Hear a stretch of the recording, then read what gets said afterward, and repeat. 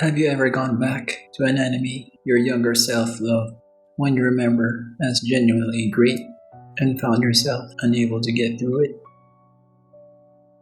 Not because it's bad, not because you've turned into someone who hates fun, but because somewhere between then and now, something shifted. The thing that used to pull you in just doesn't pull the same way anymore. And you sit there wondering if the problem is you, or the show, or something harder to name than either. Here's what I think is actually happening. The more stories you've experienced across anime, manga, film, novels, whatever you've absorbed over years of caring about fiction, the more your brain builds what you could call a mental library of how stories work, patterns, structures, the shape a plot takes before you can see where it's going. And once that library is big enough, a certain kind of story stops working on you the way it used to. Not because you've outgrown emotion, because you've outgrown surprise. When people talk about maturing out of anime, they almost always frame it as an age thing. Like there's a natural point where you put it down the way you put down other things from your teens. But age isn't really what's happening. Storytelling experience is. Think about what it feels like to be new to a medium. Tropes feel fresh because you haven't seen them yet. A character archetype feels memorable because it's your first encounter with that type. A twist lands because you have no idea where stories in this genre tend to go. The novelty does a significant amount of the emotional work, and you don't notice because you're inside it. But over time, you build pattern recognition. The chosen one whose power awakens under pressure. The mentor who dies before the final arc. The rival who eventually becomes an ally. The tragic backstory delivered in episode 3 to explain why the character acts the way they do. The tournament arc. The beach episode. The confession that gets interrupted. These aren't just cliches. They're narrative shortcuts, and they exist because they work. They work on you once. They work on you viewers now. But the more you've seen them, the more visible the machinery becomes. And once you see the machinery, it's hard to feel swept away by the performance. There's a real neurological basis for what happens here, and it's worth understanding because it reframes the experience from "I've become jaded" to "my brain is doing exactly what brains do." The brain operates as a prediction engine. It's constantly generating expectations about what comes next in conversation, in the physical world, and in stories.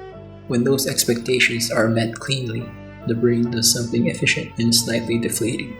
It minimizes resources. It says, essentially, "I've seen this before.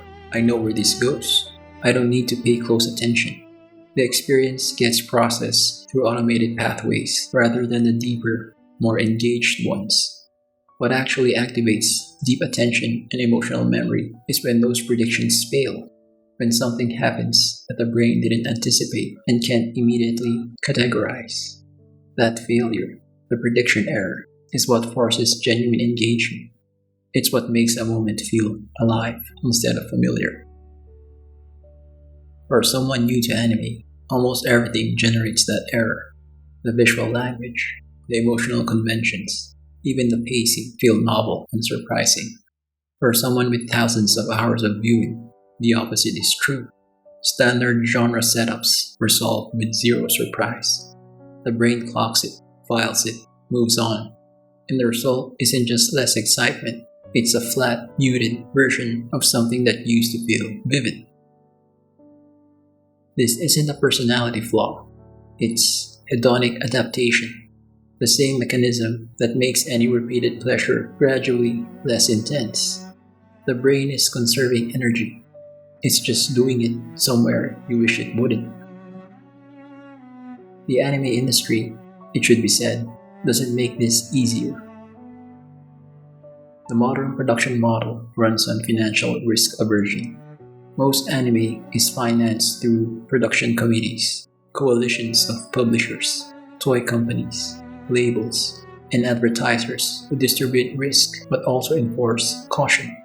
The result is a strong institutional preference for a proven IP, adaptations of manga and light novels with established audiences, isekai premises built on reliable power fantasy templates, franchise continuations that already have built-in viewers.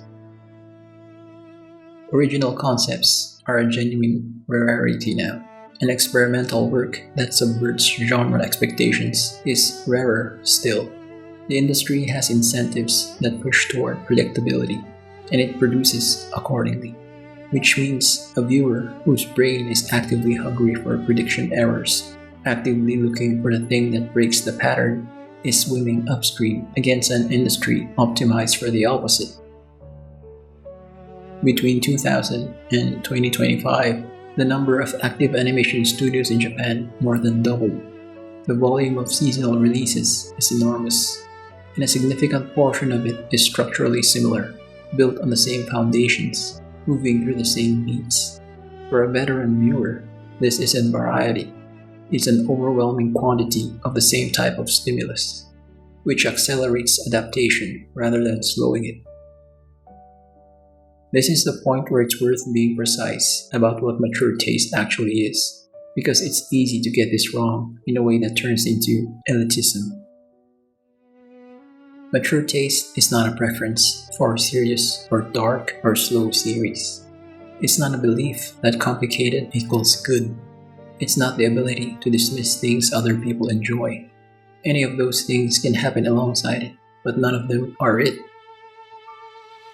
What mature taste actually is, at its core, is a preference for substance over surface, for something in a story that burns your attention and gives you something to carry when it's done. That can happen in a comedy. It can happen in an action series.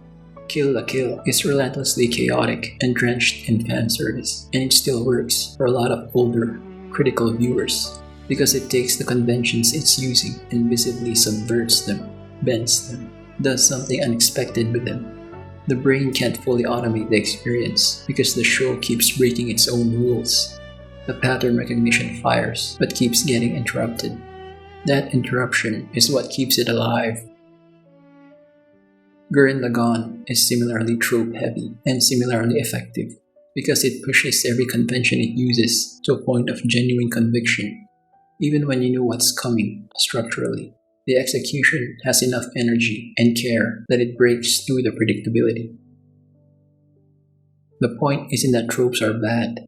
Tropes are the language of narrative. The point is that tropes handled with zero surprise or genuine commitment are what stop working because there's nothing for the brain to grip.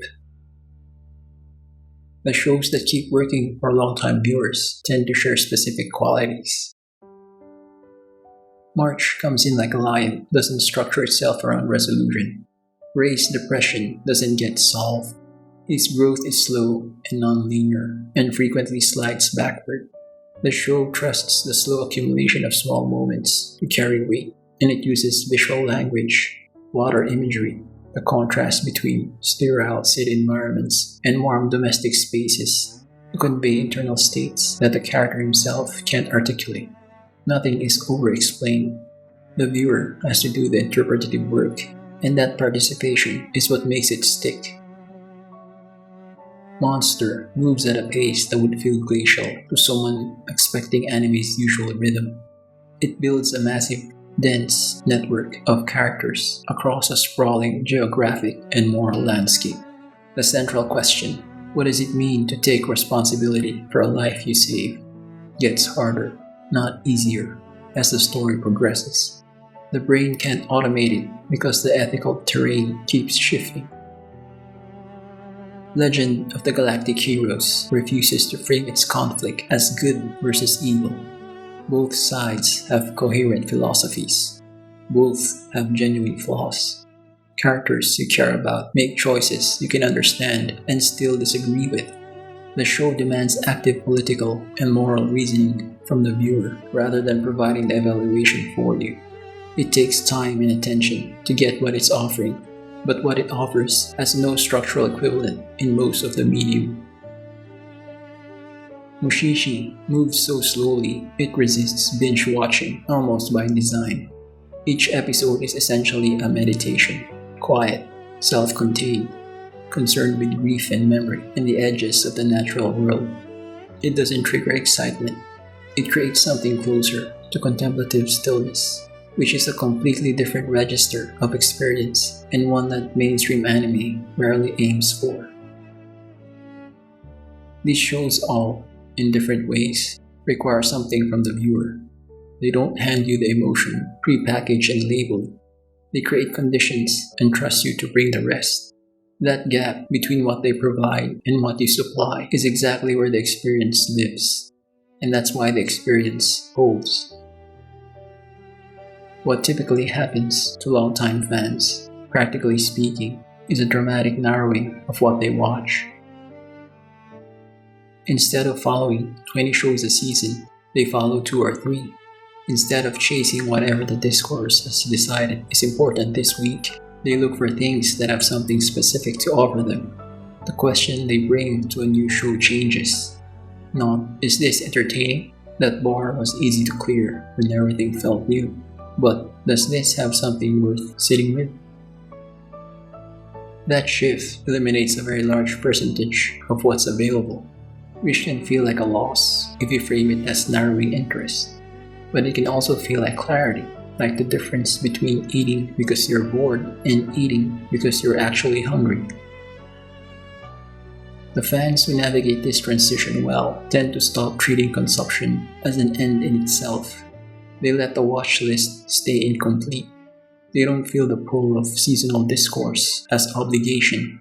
And when they do find something that connects, something that generates genuine surprise or genuine feeling, it matters more than almost anything they watched when they were watching everything. The more mature your taste gets, the harder anime becomes to watch. Not because you've outgrown it, not because anime is bad, but because you've spent enough time with stories to know the difference between being entertained and being moved, between a moment that lands and a moment that performs landing, between a story that offers you something real and a story that gives you what you expected. And once you know that difference, once you've felt it enough times to recognize it clearly, it becomes genuinely difficult to settle for less. That's not cynicism. That's not elitism.